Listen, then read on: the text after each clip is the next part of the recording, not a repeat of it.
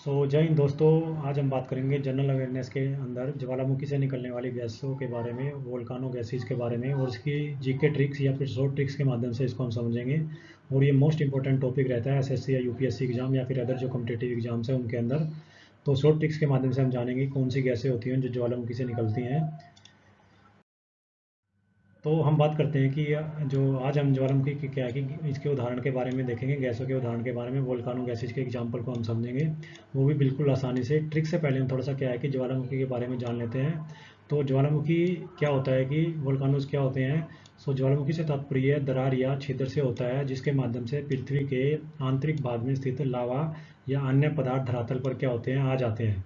और ज्वालामुखी के क्या है कि तीन प्रकार देखने को मिलते हैं। एक होता है एक्टिव वोल्कानो, एक होता है एक्सटिंक्ट वोल्कानो, और तीसरा जो होता है वो होता है डोरमेंट वोल्कानो।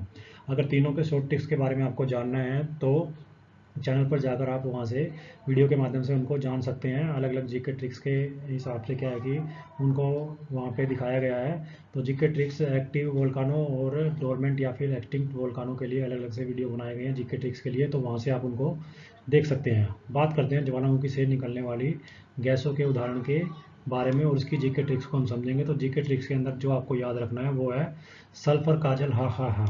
तो सल्फर काजल हा हा हा, ये सेंटेंस क्या है कि हिंदी का, ये लाइन जो है आपको याद रखनी है। इससे क्या होगा कि ज्वालामुखी से जो गैस निकलती है उनके बारे में आपको इजीली क्या रहेगा, याद रहेगा, अगर आपको ये लाइन अच्छे तरीके से याद रहती है। तो सल्फर काजल हा हा हा, ये आपको याद रखना है। तो सल्फर से जो स्टार्टिंग में पहला वर्ड आया सल्फर, उससे सल्फर डाई ऑक्साइड। उसके बाद काजल के अंदर जो का यूज हुआ है, तो का जो वर्ड यूज हुआ है काजल के अंदर पूरे में, तो का के लिए कार्बन डाइऑक्साइड, ये ज्वालामुखी से गैसें निकलती है। उसके बाद जल जो है, तो उससे जलवाष्प जो है वो निकलता है, छोटी छोटी बूंदें जो है वो निकलती हैं ज्वालामुखी से।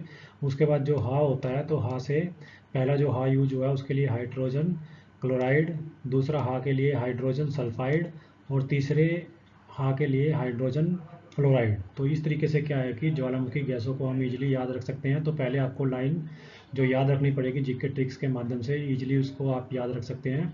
तो वो होगी सल्फर काजल हा हा हा।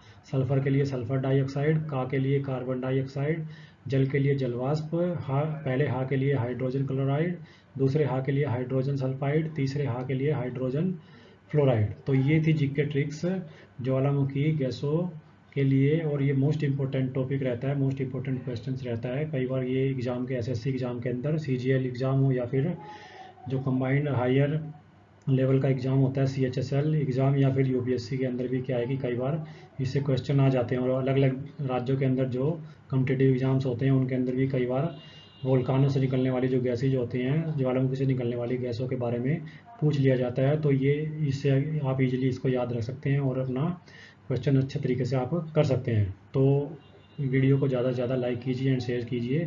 साथ में जनरल अवेयरनेस और जीके ट्रिक्स या फिर करंट अफेयर्स के लिए चैनल को सब्सक्राइब करना न भूलें। Thank you.